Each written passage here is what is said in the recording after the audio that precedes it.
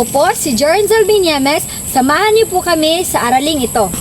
Ngayong araw po ay tutunghayan natin ang mga halimbawa sa pagmamahal sa ating kapwa-tao at kapaligiran. Magandang araw po sa ating lahat. Ako po si Mark Davin Calupas. Ako po si Gentle Glennis Sikomlak. Ako po si Gian Bacoto. At ako naman po si Charis Lusada. Galing sa pangkat na ito.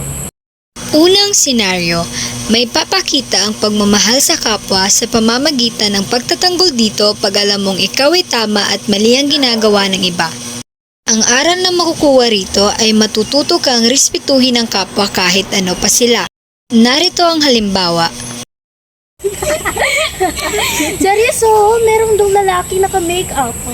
Tara, puntahan natin. Tara. Hoy, bakla! Anong bakla? Bakla, bakla, bakla, bakla, bakla, bakla!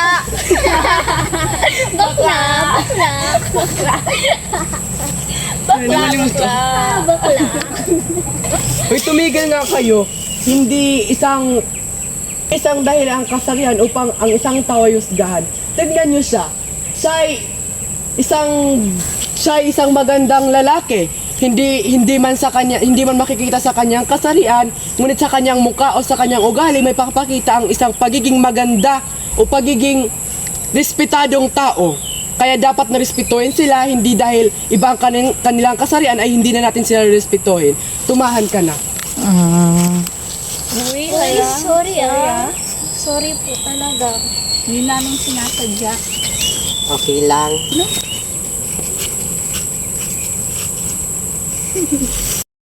Pangalawang senaryo, ang ating kapaligiran ay karapat-dapat lang na pagtuunan ng pansin.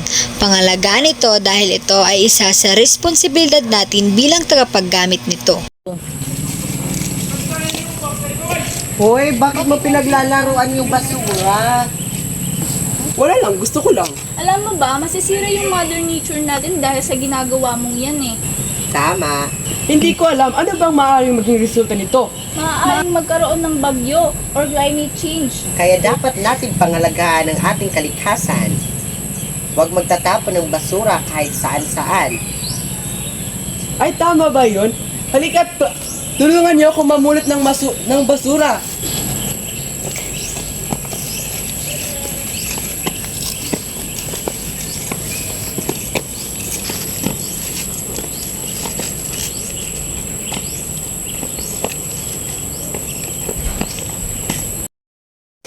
Pangatlong senaryo, matutong umintindi sa mga taong nakapaligid sa iyo.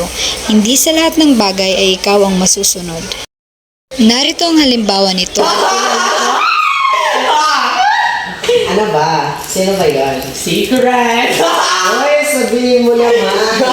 Pwede bang pahinaan yung boses nyo? Meron kasi kaming inaaral na asignatura kasi bukas quiz namin.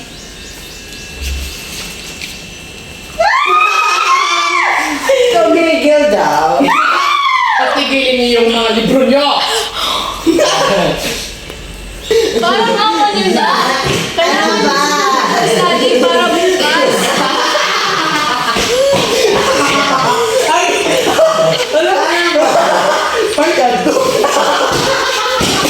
Ano ba?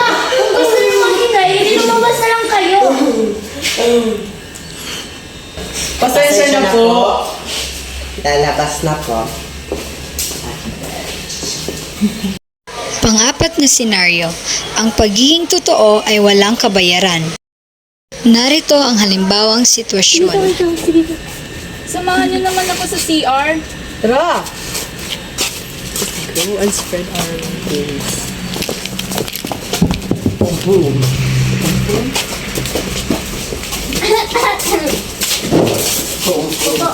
Oh, oh.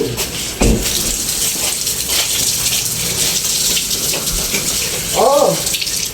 Kanino to? Naiwan? Baka may nakaiwan.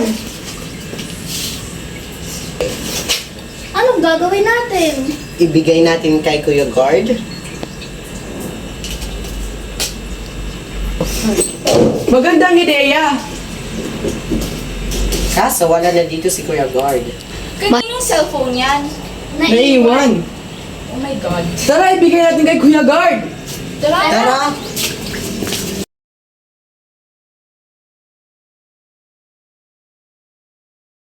Salamat sa panonood!